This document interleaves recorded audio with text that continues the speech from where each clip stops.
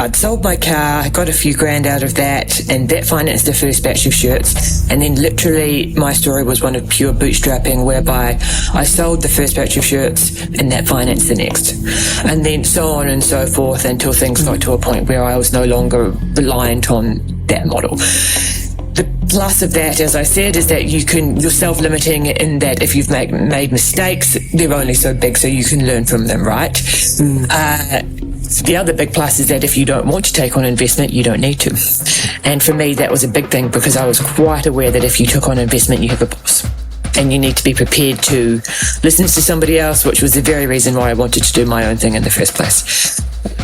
The emotional tax on it is something else. I don't think it's true that people who work for a corporate leave their work behind at 5 o'clock. People do carry with them stresses and other work. However, when the success of your business determines whether you're going to eat, it's more of a Darwin kind of emotional tax, and that's on another level.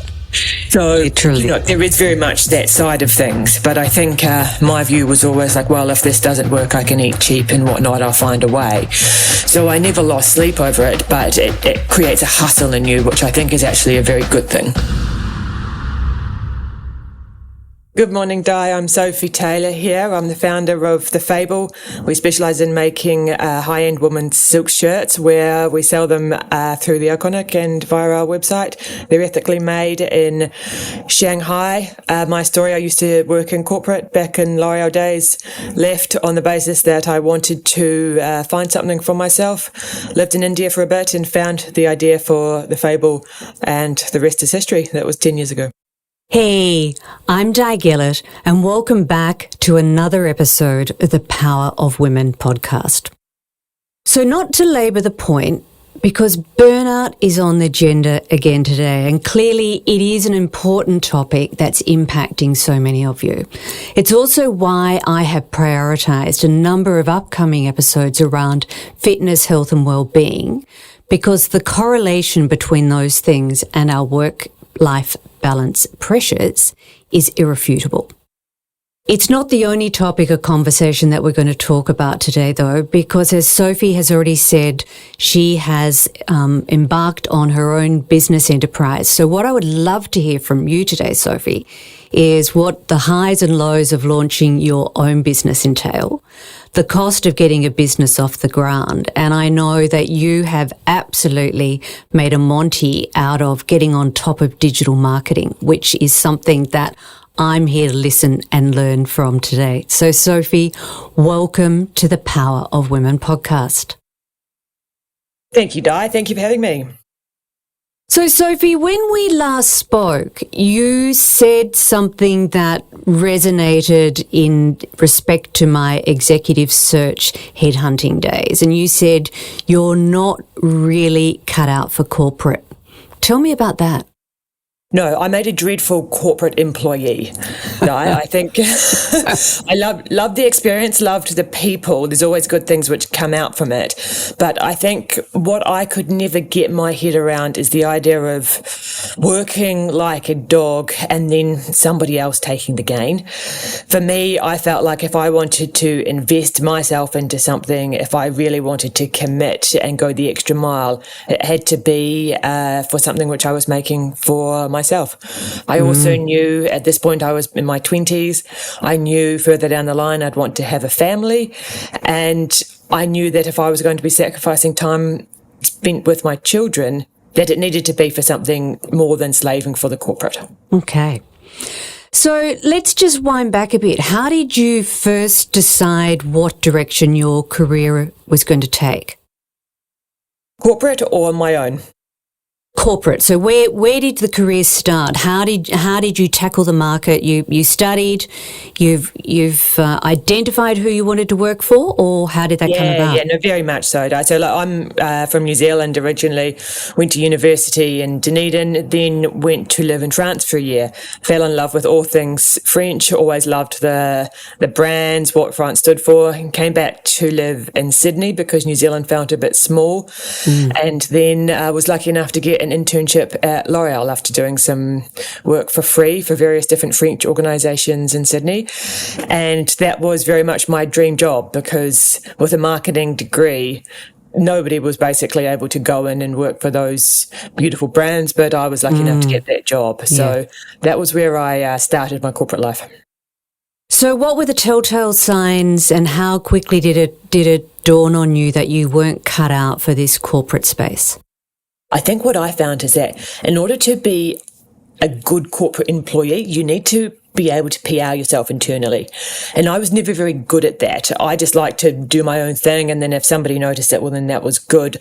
I was never good at playing that game. Like I said, I was equally never good at looking at the long term, working really hard after hours for somebody else's gain, but I wasn't good at the rat race, right? So my thought was, well, if I do my own thing, it's all on me. If I win, I win. If I lose, I lose. But at least I'm not having to be out there, trying to PR myself in a way which was not natural to me. Yeah, you call it PR. I probably call it internal politics, but it's there's different names and self-promotion. Correct. I was dreadful at self-promotion. Dreadful at that. Yeah. Did corporate love you and you just didn't love it? Because that's often the case. So I loved corporate, and it worked well I was there for 4 years, and for the first 3, it was perfect. Yeah. Loved the experience I got, loved the brands, loved everything about learning as being part of a bigger team, right? Like there's a lot to learn from the corporate. What I felt like is that long term, and I'm talking 5-10 years down the line, it wasn't going to be right for me. Yeah. So was entrepreneurship in the family, or are you the first to embark on this path? It was in the family, but it was something which I felt like I wanted to do for my own reasons, on my own steam. But I had seen that done in the family, yeah. Yeah, because quite often we learn these things by osmosis around the family dinner table, and it doesn't sort of stand out until perhaps on reflection down track. So what did you do about it? When did you call time? After 4 years, yeah? After 4 years, yeah. So I left and went up to live in India, in Rajasthan. I went and lived in an ashram up there just to have an experience for something different. It was a one-way ticket. I didn't have a job on the other side. That's bold. One way. One way. I equally didn't have any children or a partner at that time, so I decided that the time was then. And I think it's when you're in a different setting, a different location, and with a different mindset, that's when you can see things which you might not see opportunity wise. So I was in the textile factories up there, and I fell in love with all of the beautiful silks. And I had always worn silk shirts during my time at L'Oreal because you needed a corporate enough wardrobe, but it didn't need to be stiff, and I didn't like the idea of paying a fortune for it. I couldn't either. I just wanted like nice silk shirts, which I could wear, look smart in, and then wear out in the evening as well. So I had a whole wardrobe of them, but I could never find one which quite met my needs. And so when I was up in the factories up there, I thought I'd try my hand at making it after having seen the silks that India had on offer. Wow. So did you know anything about the rag trade? Oh, nothing. So when did this become a point of interest to then go, hey, I think I can scale this into a commercial entity? Well, I guess what happened was I came back to Sydney. After how long? I was up there for 3 months. Yep. Okay. Yep. Had the ideas, came back and needed some capital, of course. So I sold my car. So that was very good. So that bought some shirts. This is serious bootstrapping, yeah? Yes, no, this is very much bootstrapping. And then went back to India and made, I think it was 400 or 500 shirts. Off the funding of selling your car? Correct, yeah. Wow. But when I received them a few weeks later, half of them were wrong and unable to be sold because there was QC problems, right? So the first lesson which I learned the hard way was whenever you do your first batch of QC, make sure you were there. So did you know anything about labellings? You would have had some exposure to imports and the LCs and those processes from L'Oreal, or were you learning this on the go? Yes and no, Di, because that was very much trade retail. Yeah. We've sold through Meyer and David Jones there, through pharmacies. So it was all about, and the branding was done out of Global HQ in France. So that side of things, it was more implementation and trade retail. So there wasn't anything, other than having a holistic understanding of how brands and marketing work, there wasn't anything on a practical level which was particularly helpful. But I think in some ways that can serve to assist you, because if you've got no preconceived ideas from the industry, you actually just do things in a way which maybe they're not the done thing, but they can perhaps be more effective, or you can actually try things which you otherwise wouldn't have thought of. Yeah. So is it fair to say you didn't know what you didn't know? No, I didn't know. No, I didn't know anything. And did you? Okay. And did you have resources who were in industry that you could lean on or approach? I think that's, when in need, you ask your mates. Yeah. Mum, who's done some sewing in her time, she helped out, it's like you sort of use what you can, right? It's very different to working out a thread count of silk and the performance of the dyes and the labeling requirements and the washing instructions that had to be included. All of those things would have been new world. Absolutely new world. But I think, you try your hand, and I think actually one of the blessings of bootstrapping is that because you're working on a budget, you can only make so many. And if they aren't right, well, you've only made a mistake. You haven't lost the house, you've lost the car. Correct. That's exactly right. Yeah. So let's do a little bit of a dive into the character traits that describe you. If you were to introduce yourself to somebody you'd never met before, and they wanted to know what are the character traits that typify you, what are they? I don't worry too much about things, Di. I think I'm quite relaxed when it comes to most things. You roll with it. I've got two children under 2, and so you kind of just get on with things. Look, I love my business, I love my family, I love my friends, so I make all of them a priority. I love going to the gym, I love doing health and fitness related things, but generally not that much phases me. I like to just get on with it and do what you can, but then don't worry about things at the end of the day. Yeah. So this wasn't going to be the end of you if it didn't work. It was something you ventured, or? No, but I think having said that, though, the time of my life when I started it was well suited to it not working if it didn't, right? Yeah. I was 27 at the time, no mortgage. Unencumbered. Correct. I was very aware that this stage of life wouldn't last forever. And if it all fell over, well, you can pick up your pieces and you can keep on going. And that changes as life goes on. Of course it does. Okay. So coming up, let's explore just how you finance this in scaling it and off the ground, because I think a listener would be really interested in how you turn this risky enterprise into the success that it is today. If you're loving the Power of Women podcast, be sure to jump onto our YouTube channel and hit that subscribe button to ensure you never miss an episode. So Sophie, what is the real cost, both financially and emotionally, in bootstrapping a business from grassroots? There's costs on both front, and you need to be aware of both of them going into it. I think that's a good point, eh? So for me, like I said, I'd sold my car, got a few grand out of that, and that financed the first batch of shirts. And then literally my story was one of pure bootstrapping, whereby I sold the first batch of shirts and that financed the next. And then so on and so forth until things got to a point where I was no longer reliant on that model. Plus of that, as I said, is that you're self-limiting in that if you've made mistakes, they're only so big, so you can learn from them, right? The other big plus is that if you don't want to take on investment, you don't need to.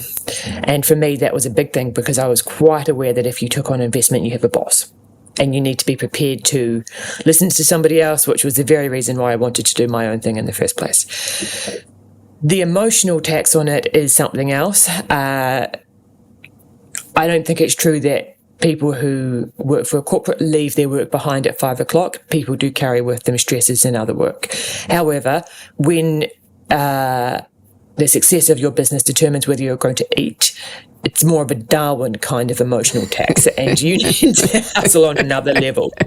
So, Literally. There is very much that side of things. But I think my view was always like, well, if this doesn't work, I can eat cheap and whatnot, I'll find a way. So I never lost sleep over it, but it creates a hustle in you, which I think is actually a very good thing. Yeah. So in the first 12 months, what was your financial exposure like? And I'm not talking in dollar terms, but how seriously exposed were you to the business at that point? Well, I had a part-time job at that point for the first 12 months. And I think for anyone looking to dip their toes into their own thing, be realistic about how long it might take until you can pay yourself, right? Because especially if you're going in with the bootstrapping model, well, every dollar you make is being reinvested back into the business. So is this a side hustle or was it? No, it was my full-time hustle, but I had a job to fund my life. Got it. To pay the bills, right? Got it. And for me, that was perfect because it gave me all of the flexibility that I needed to work on the business, but it equally meant that I could still eat as well. Yeah. Yeah. Okay. So when did it go from being a couple of hundred shirts to being an entity that's got an online presence? And I'm not sure whether you're only a online or you now got wholesale distribution. Where's the business at now? So we have gone down that path before, but ultimately I found that owning the customer is a better way to control your business. If you go down the wholesale approach, I thought that would actually be quite an easy way to grow the business. Turns out it's not, and it's quite... Yeah, and you would have had some exposure to that from your L'Oreal experience, so you knew that. Yes, I did know that, but I think I thought I would see how that would go, but I think ultimately margins better if you can get your digital and you're not waiting to get paid. Correct. You can control your business, right? It's in your hands. So for me, that was the right approach. But what I found was that partnering with The Iconic was amazing because they come in, they do the marketing on your behalf, you manage the dispatch, but they clip the ticket. And so that essentially serves as being passive income for the business. However, the headaches of operating it are significantly less than what I experienced when wholesaling on a retail front. Yeah. Okay. So did you bring anybody in to start to work with you at a certain point in the journey? So I soon found that doing the dispatch myself wasn't a good use of time. So that was the first thing. I felt like I could, if I stepped up, I could do the marketing myself because that was what I enjoyed as well. And one thing I learned early on was that if you enjoy what you're doing, it's 10 times easier to get up in the morning. From the purpose of the dispatch, that was taking me all day. And I was like, well, this isn't useful. I should bring somebody in to look after this, do the warehousing and do the fulfillment. And then I can free myself up to focus on growing the business. That person was my first hire. So from then, built out a team of people to assist with that and brought on a series of part-time people. Some were overseas. And that model still works perfectly for me. I think I was also quite mindful that if you have a large scale of people who you're managing, that in itself can come with headaches. So be careful about that approach too, was something I was mindful of. So if there's somebody sitting in an employee setting thinking this is not for me, and they've got a passion to pursue or they've identified a business opportunity and a niche in the market, what would be your top 5 tips for getting off the ground? So the first thing I would say is make sure that it's possible for you to do it financially. Having a cash job, maybe you work in the evenings to start with, make sure that it's actually going to be viable for you to be able to have a crack at it. That's the first thing, because you've got to set yourself up for success, and sometimes getting there can take longer than you initially anticipate. Make sure you've got the right money to do that too. Whatever you think it's going to cost to get off the ground, allow for a lot more, and then you'll have your budget, because everything ends up being more expensive even if you are smart about how you're spending money. So what's the buffer? Oh, well, I'd say probably double it. How long is a piece of string? It's a little more than a buffer. Okay. Correct. Yeah. That's what I would probably say. Third thing would be you manufacture, you've got to have that down pat. If you look to manufacture, it depends on what it is, right? If you're looking to make a product, perhaps manufacturing in Australia to get going is a great idea. Then make sure what you've got is potentially scalable. Are there options overseas if you were to grow, if you had the ability to scale up by thousands of units, for instance? Are you able to do that? What does that look like? Because sourcing the right manufacturer overseas can take time. So make sure you plan for success in terms of what your production scale-up is going to look like so that you could be in a place to seize opportunities as they come. And then I would say skill yourself up on digital marketing. I think one of the great things about digital is that anybody can actually do it, because nobody who sat in a university classroom anything other than a few years ago actually has ever studied for digital marketing. It's evolved so quickly that there is no manual, and what that means is that it's a very fair playing field because anybody has the ability to learn, right? YouTube, there is a lot out there on YouTube, platforms like Shopify. Anyone can set up a Google Ads or a Meta account, and they can get something going. And I think there's never been lower barriers to entry, particularly in a lot online distribution. That's right. Yeah. Absolutely. Yeah. So I think that was 4 things. The 5th thing would be, just get out there and have a crack. If you've got an idea, sometimes don't wait, right? Yep. Get out there and try. And I think that's one of the biggest message that comes through to any of these entrepreneurial discussions that I have is there's always an excuse not to get started. So be bold and step forward, but at the same time understand what the risks and the imperatives are in doing so. 100%. Yeah. So how many years have you been in business now? This is my 10th year, actually. Wow. Yeah. So for a small business and clearly it's sustainable, that's fantastic. So how long did it take you to turn a profit? I think that was, profitable from the get-go in the sense that the business was making money. But as I said, all of it was deployed back into the business. Yep. So when did you start paying yourself? What year? The second year I started paying myself something small, but it wasn't until year 3 onwards that it was actually something completely viable. Yeah. So tell us about the digital marketing piece. Where did you start? What's the guidebook for somebody to embark on getting their business out there in the digital marketing space? The guidebook, that's an interest. Yeah. So look, I think, or is there a guidebook? Well, this is the thing, right? I think the first thing for anybody out there considering starting a brand which would be driven by digital, the first thing you've got to understand is that the costs to acquire a customer are a lot higher than what they used to be, right? You've got to understand your numbers. You've got to look at, say, if I'm selling something, let's say you're selling beach towels, how many beach towels is someone going to buy? If they're going to buy 2, what does that look like? Is that $200? Okay, cool. You could very easily find that it costs $100 to acquire your customer. So all of a sudden, do those numbers work, right? Those are the kinds of CACs at which you cost per acquisitions that you could be looking at. So you've got to make sure that your average order value is there to sustain that. You've also got to think, after having bought their 2 beach towels, are they going to be coming back? Beach towels are highly seasonal. Are they going to come back and buy another one each month? What does the lifetime value look like?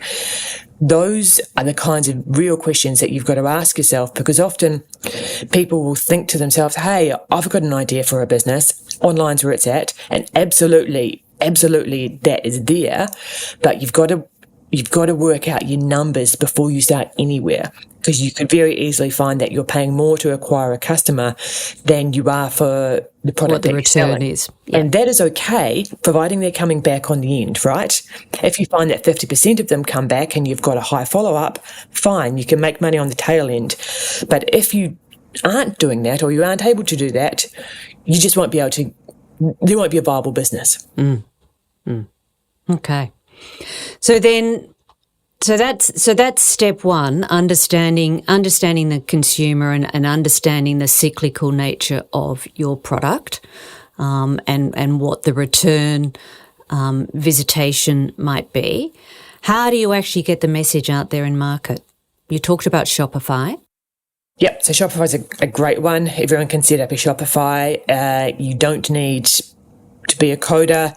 You can plug and play and then create what you want in there. So that's perfect. Look, I think organic is a great place to start. You can set up anyone can set up an Instagram or Facebook page and then have the beginnings of marketing, right? But that will only ever sell so much. Unless you're out there, you've managed to partner with the big influencers, don't expect to get anything more than the beginnings out of organic. You've got to have a paid model in place to have a viable business. When did you embark on that route? That was year 2. Year 2. Okay. Yeah, that was an early investment into the business. And in terms of that returning you an income by year 3, that clearly paid off. Correct. That was the catalyst to growth, basically. And what's the catalyst to growth now and sustainability 10 years on? Because a fashion brand's hard to keep alive. No, very much so. And I think this is where you've got to really know your customer. You've got to know what they want, right? I think equally the benefit of e-com is that you can have quite low fixed costs. So operating out of a warehouse, you have part-time staff in different parts of the world. You're not incurring big overheads. So say, for instance, when COVID came along, which was an interesting time when you're selling a product which people wear to the office and out, right? That actually was no problem at all because the costs were low, so I could navigate the challenges. So being in that position, you set yourself up for success from a costing perspective, but from the customer standpoint, I think it's important to understand what they want. I've always listened to what customers want. The colours, people vote on social media. I've always produced new products in the range based on what people want, and I think if you do that, you stay close to the people who are actually funding your business, which is your customer base. And are you having direct correspondence with your customer over social media? To a certain extent, I do, yeah. And how else are you connecting with your customer other than through obviously what they're selecting and purchasing?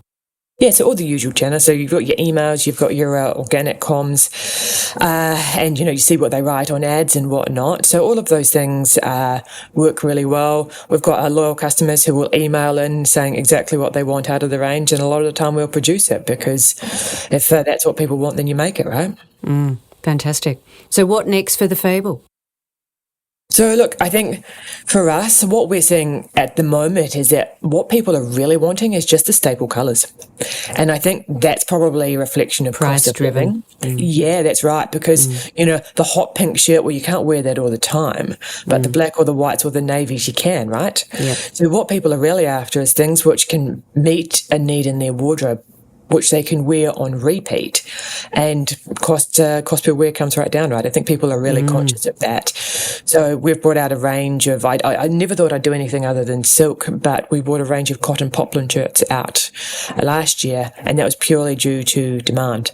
You've got to be realistic about the times, right? And people are out there saying, hey, we love the silk, but we need something which is a more cost-effective option, and the cotton poplin met that need. Perfect work shirts. So what we're trying to do is be really mindful about what the customers are wanting. So with that in mind, we're not out there launching a whole series of new prints which people can't wear. No, it sounds like you're more of a staple wardrobe item. That's exactly right. And we've never tried to be the high fashion, high seasonal brand. I never liked that idea because that equally meant that something became redundant in 6 months' time. The whole idea that I wanted was to produce something which had longevity to it, both in terms of how it was made and the colours, so that people could wear them for many seasons. And after 4 years, it's started to fray and can go to the salvos, right? That was the idea that I had, not something which few months later, it was no good to wear. So the Fable's been a success. Would you start another business now based on the experience and learnings that you've had from this one? Right now, no. With 2 little children, that's not where I'm at. 2 under 2. 2 under 2, yeah, that's right. Maybe when they were at school, I could look to take that on, but there's a few babies in the house at the moment, so you've got to make sure there's time. And I've always been quite aware that you don't get these years back, so I wouldn't start another business now, no. But ask me that question in 4 years' time, maybe different. Yeah, fantastic. So, Sophie, I think an obvious question based on where we started this introduction today, where burnout was certainly a topic that you would experience in the corporate space. How have you avoided burnout in managing your own business, particularly now with 2 under 2? So you carve out time for yourself. I think while there is more work in the sense that if something falls over, the buck stops with you, but you do have flexibility in how and when you do that. So for me, I love exercise, going to the gym and Pilates is a big part of my life. And if I can do that most days, I feel good. Making time for exercise and eating good and doing all of those things to look after yourself is what allows me to. I feel well. I never feel like I'm burnt out these days. I never feel like I'm even close to it. And I think using the flexibility which your own business creates to make the most of that is really what helps. Yeah, brilliant. Fantastic. Well done on 10 years of the Fable, and congratulations on such a successful journey, which you started so early in your career. So that is a bold move. So if I'm looking to buy a silk shirt from the Fable, where can I find you?